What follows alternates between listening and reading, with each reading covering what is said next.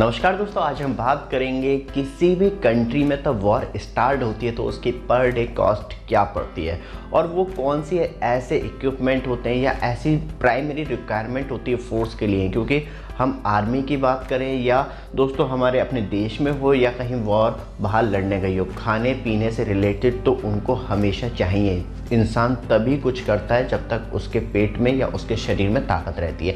तो दोस्तों कभी भी किसी कंट्री में वॉर होती है तो बहुत खर्चा होता है। जैसे कि हम अभी बात करें यूक्रेन और रूस के बीच में वॉर चल रही है, तो स्पेशली यूक्रेन का जो पक्ष है वो बहुत ज़्यादा हल्का है और रूस का जो पक्ष है वो बहुत ज़्यादा हैवी है। क्योंकि रूस जो है यूक्रेन के अंदर डिस्ट्रॉय कर रहा है अपनी आर्म फोर्स, एयर फोर्स, बहुत डिफरेंट तरीके से वो डिस्ट्रॉय करने की कोशिश कर रहा है। लेकिन दोस्तों जो उसके ऊपर पर डे बर्डन पड़ रहा है वो एक तरीके से डिस्क्राइब नहीं किया जा सकता है, क्योंकि इंटरनेशनल पाबंदियां भी बहुत सारी लगाई गई हैं और हर देश उससे कुछ ना कुछ सामान खरीदने में या बेचने में बाइकआउट करने की कोशिश कर रहा है। जैसे कि दोस्तों बात करें, सबसे अच्छा एग्जाम्पल है अफ़गानिस्तान और अमेरिका का। तो अमेरिका ने अफ़गानिस्तान में अपनी वॉर भेजी थी, जो अपना ऑपरेशन था उन्होंने 20 साल कंडक्ट किया था, जिसकी पर डे कॉस्ट देखी जाए तो 2280 करोड़ रुपए पर डे कॉस्ट पड़ रही थी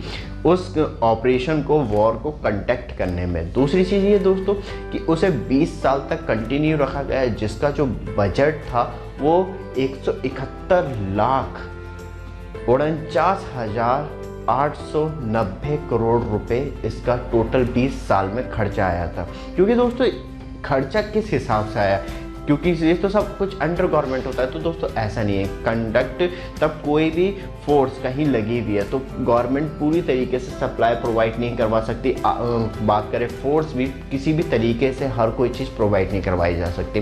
तो इस वजह से हर किसी छोटी से छोटी चीज़ों के ठेके कॉन्ट्रैक्ट निकाले जाते हैं, जो कि प्राइवेट कंपनियां लेती हैं, फिर वो उसे पूरा करती है। जैसे कि दोस्तों बात करें मिलिट्री इक्विपमेंट की, जैसे कि कोई ट्रक जाना है या टैंकर जाना है या गन्स जानी है, तो वो डायरेक्टली फोर्स अपने साइड से नहीं, वो आना जाना जरूर कर सकती है। क्योंकि आपने देखा होगा इंडिया में भी बात करूँ तो मैं कि हम कहीं से गन खरीद रहे हैं या कुछ भी खरीद रहे हैं तो वो किसी थर्ड पार्टी से खरीद रहे हैं। यहाँ तक कि हम फाइटर जेट भी खरीद रहे हैं तो वो भी किसी थर्ड पार्टी से खरीद रहे हैं। तो इस तरीके से कॉन्ट्रैक्ट निकाले जाते हैं कंपनियों को। तब कोई वॉर होती है तो कंपनियों को लाखों करोड़ों खरबों रुपए का प्रॉफिट होता है। तो दोस्तों बात करें जैसे कि मिलिट्री इक्विपमेंट हो गए, उन्हें पहुंचाना, जैसे कि साइट पे, मतलब खाना ऑन साइट। दैट मीन्स ये है कि जहां आर्म फोर्स है वहां तक उन्हें खाना पहुंचाना किसी भी तरीके से। ज़रूरी नहीं है कि एकदम ताज़ा परोसा हुआ खाना आप फूड में डिलीवरी कर रहे हैं, कौन से पैकेट दे रहे हैं और वो कितने दिन तक मतलब स्ट्रगल कर सकते हैं, किस तरीके से वर्क करते हैं कि एकदम खाते के साथ एनर्जी आ जाए। तो इस तरीके के फूड, फुल एनर्जी फूड होते हैं।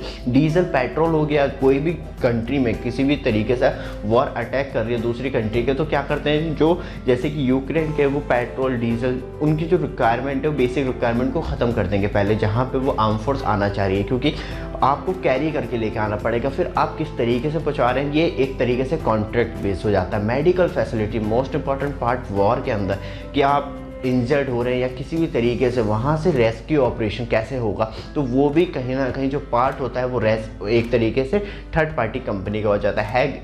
हैवी ड्यूटी मशीनरी जैसे कि टैंकर हो गया या अनदर कुछ भी हो गया, जैसे कि पुल का निर्माण करना हो गया, तो ये शॉर्टेस्ट टाइम में कैसे पॉसिबल होगा, वो भी कहीं ना कहीं एक थर्ड पार्टी कंपनी को ये चीज़ें दे दी जाती है। बात करें दोस्तों हाउसिंग इक्विपमेंट की, जहाँ पे वो रहेंगे, जैसे कि आर्म फोर्स है, युद्ध चल रहा है, वॉर चल रही है, तो उस कंडीशन में सबसे बड़ी प्रॉब्लम वो हो जाती है कि वहाँ स्टे भी करना है। ऐसा नहीं है कि दिन रात लड़ते रहेंगे। शरीर के अंदर एक लिमिटेड पावर होती है कि वो 12 से 13 घंटे ही वर्क करेगा, फिर उसे कहीं ना कहीं आराम चाहिए।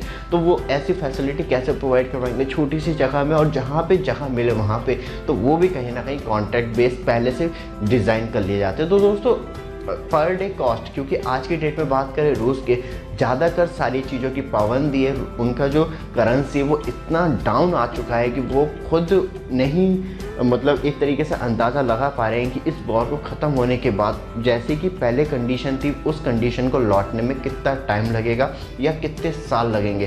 पुतिन भी उस चीज़ का ध्यान नहीं दे रहे। तो दोस्तों ये जो आंकड़ा था ये कोरोना से पहले का था, और कहीं ना कहीं ये जो मेनली आंकड़ा है वो इफ़ेक्ट करता है कि शुरू में 2001 की बात करें, सबसे ज़्यादा जो मूवमेंट हुआ था पैसे, इक्विपमेंट, सब चीज़ों का उसी टाइम हुआ था अमेरिका टू अफ़गानिस्तान। लेकिन कुछ टाइम के बाद ये स्टेबिलिटी में आ गया था।